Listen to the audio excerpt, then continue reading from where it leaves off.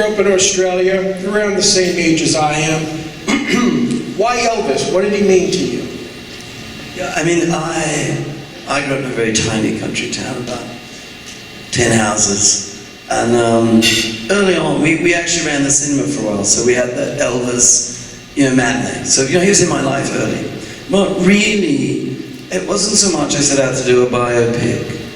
It was more that, in the same way like Shakespeare will take a historical figure and do a larger idea. Or my favorite example is Amadeus, where, there's Mozart and Salieri, but it's a film about jealousy. And I just thought, if you want to explore America in the 50s and the 60s and the 70s, then this relationship between Colonel Tom Parker and Elvis is just such a great platform for that. I mean, all right, the truth is too, I think that Elvis, the spirit of Elvis, the humanity of the man, I mean, I suspected it, but when I spent 5 years with an office in Gracelands for 18 months, or coming and going and just seeking and searching and answering questions, what I felt about him as a person was ratified even more. He was just such a special and spiritual person.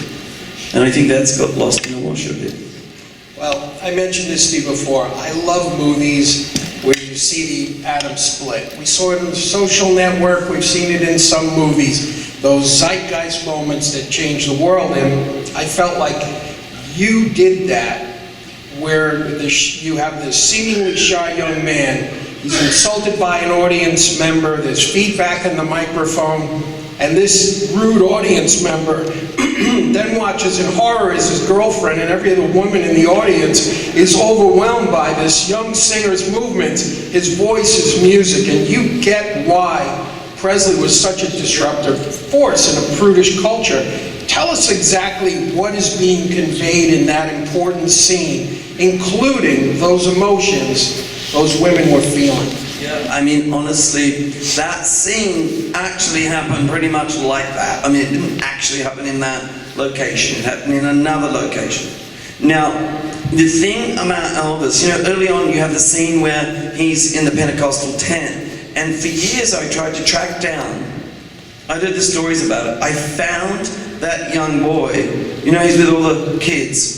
I found that young boy as a 70-year-old man, and he told me the story about Elvis going off to the speakeasy and to the Pentecostal tent like that, verbatim. I just put it in the movie.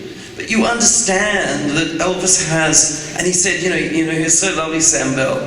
He sadly passed last year, but he says to me, we'd go down to the Pentecostal tent, and we were too cool to go into the, into the gospel. No, we didn't like that at all. But Elvis would get in there, and he would be completely possessed by the Spirit. So when he says, leave him be, he's with the Spirit, you understand that Elvis, when he was on stage, was so shy, but he got into this spiritual state. As a result of that, he's so shy, and he's started to do the wiggling, and, obviously he wore peg trousers, and, there's a whole lot of rock and roll going on down there as he moves around, which took us a lot of science to get that right. That wasn't, that was a bit of a stunt, actually. But he really did go to the band members and say, what are they screaming at? And they really did say, do it more, the wiggling. And then there was an atomic reaction in that audience. I mean, it isn't just that. I mean, I went to a BTS concert at Citi Field. Have you heard keening? It's not screaming. It's a kind of sound that, my ears were bleeding, and I like loud, And what happens is this keening, and what happens is that it's not just fandom. That audience want to eat Elvis, Yeah. Later on, Vernon, in the 70s, said, what do you remember about it? He said, well, I don't know, it all happened in a flash. I do remember the scratches, and the woman just wanted to tear him to pieces. There was something about that, his almost spiritual existence on stage, which made audience members actually want to just consume him.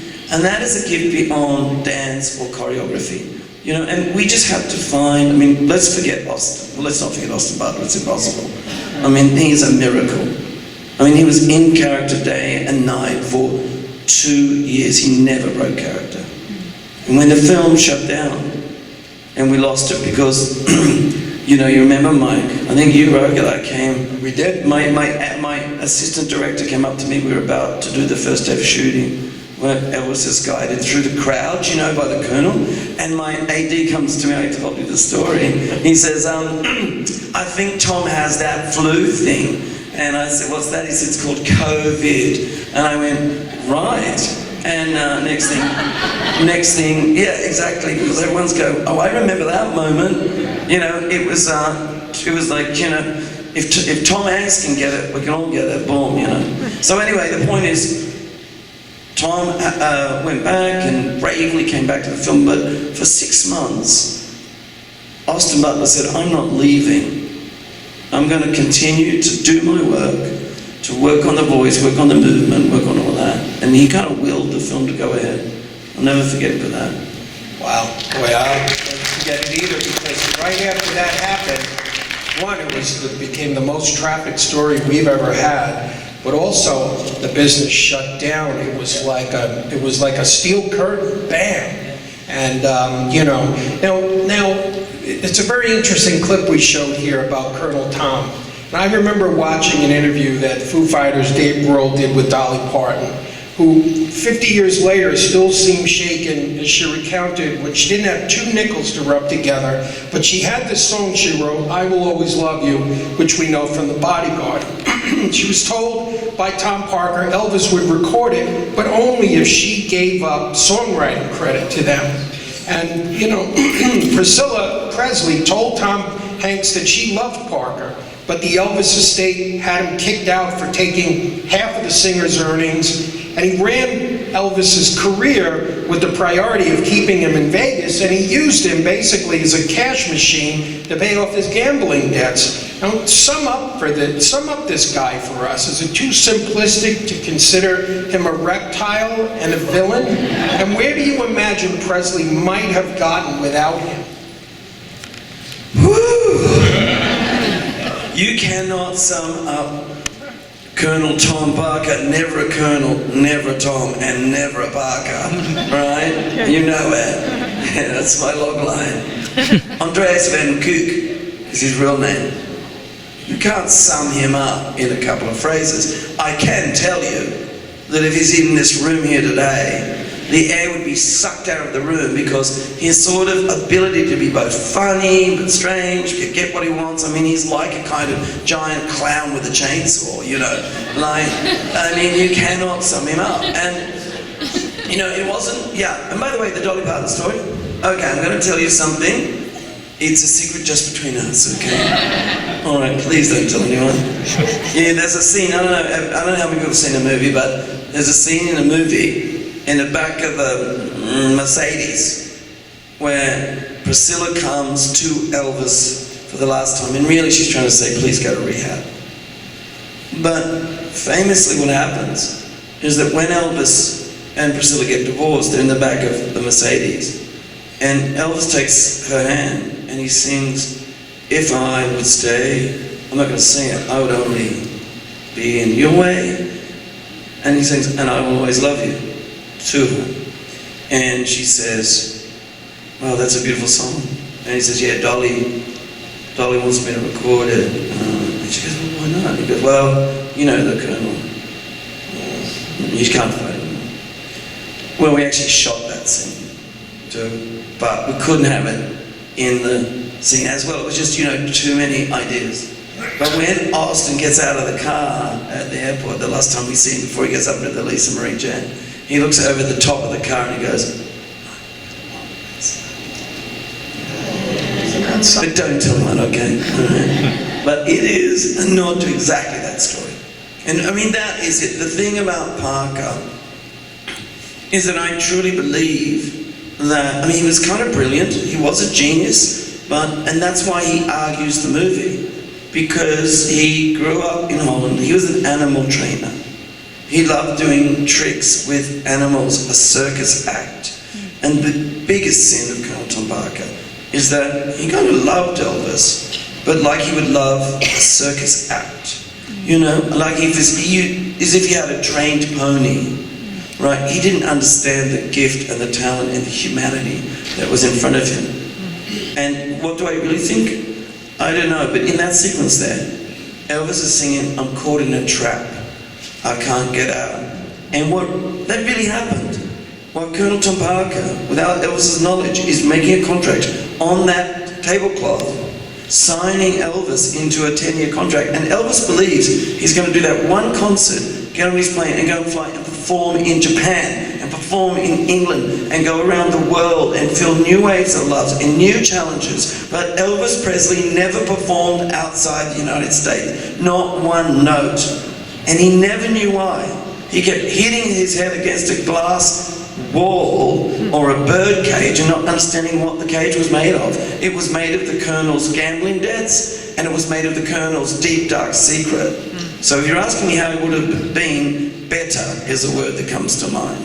Yeah, I could. Now, you've unleashed a star in this young guy, Austin Butler. Now, a lot of young actors wanted this part, I remember. What did Austin specifically do that others didn't to land this career-making role?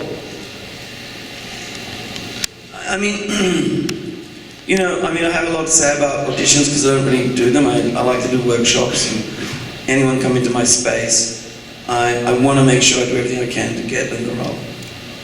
And I've had all sorts of casting experiences, but there's been nothing that comes near the miraculous series of events that led to Austin Butler playing this role.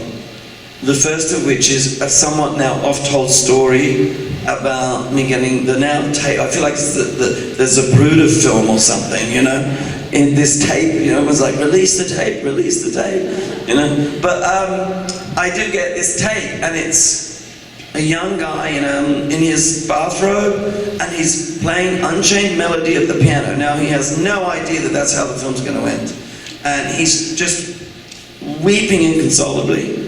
And if Austin was here, and unfortunately he just left last night to go and be on some show called SNL. It's a secret.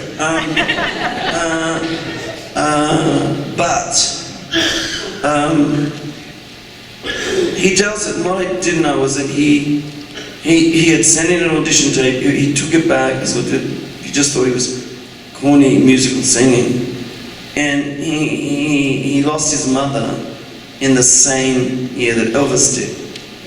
And so he felt this profound connection. He has this nightmare, and he wakes up, she's dying again, and he wakes up, what can I do? And he goes down and he thinks, I'll sing Unchained Melody to my mum. Like, use the same words, but, to his mum.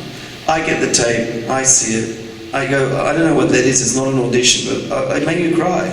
Like, it just made you cry. So I said, look, we got to see him, bring him. He comes in, he's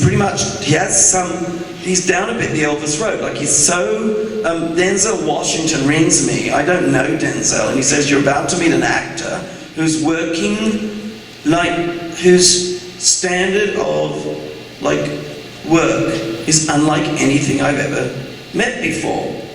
And when Austin came in, I thought he already felt quite Elvis-y. I mean, I told someone the other day, asked my guys, I think 6 weeks in, what part of the South he's from. And someone said, oh no, he's from Anaheim, And I went like, oh, you mean like he doesn't speak like that? And so he came in, and honestly, it's an amazing thing, because you go out with Austin, he doesn't go out to discos and dance and all that, right? It's in character. It's completely about character.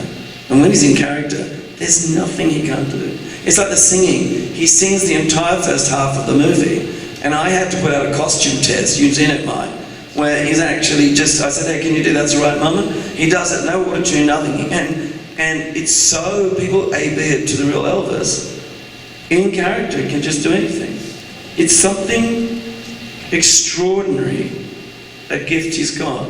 He's really shy and very sensitive and super kind. So he sort of shares that part of his soul with Elvis.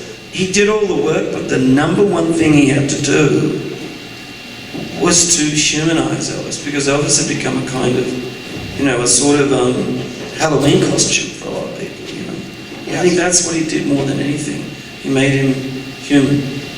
I absolutely did. Well, you know what, we, are being told here to wrap up. So if you guys haven't seen this movie yet, really, you gotta check it out. I mean, it's incredible. I don't know who else you could have done this with the same result, but I assume this is it for you, and we're not gonna see the Engelbert Humperdinck film or anything like that. But man, you captured this guy. A lot of people have tried to, but I've never seen anything quite like this before. And putting our Jimmy Stewart as this kind of oily Carnival Barker type con man, what a brilliant stroke of casting on both fronts. Well, you know what, Mike? I think Jimmy Stewart's coming on after me in another film. I gotta tell you, he is not just one of the great actors of our time, he's one of the great actors of all time. And without Tom Hanks, this is incredible commitment. By the way, I could tell you stuff about Tom Barker because I got a cachet of materials, a tape recorder that no one's ever heard with his voice on it. And he does all these crazy voices, you know, there are two ladies and they are coming towards you, you know. I mean, he was just wackato. But only Tom could have stepped up to the size and complexity of that character. But the other thing is, of course, is that he is America's dad, someone. I mean, everybody loves Tom Hanks. There's a reason why. He goes onto that set, he never goes to the trailer. He leads, he uplifts, he keeps the set buoyant. He kind of was our hero and our leader, right? But nobody wants to see your hero and your leader. Well, it's very uncomfortable when you find out that America's dad is perhaps corrupt and an oily snake salesman, you know? So it sort of added to the discomfort of the character, which I think was pretty fabulous, really. He's a great person. With COVID. Yeah. Well, Baz, I want to thank you for sharing, and thank you very much. Thank you very much.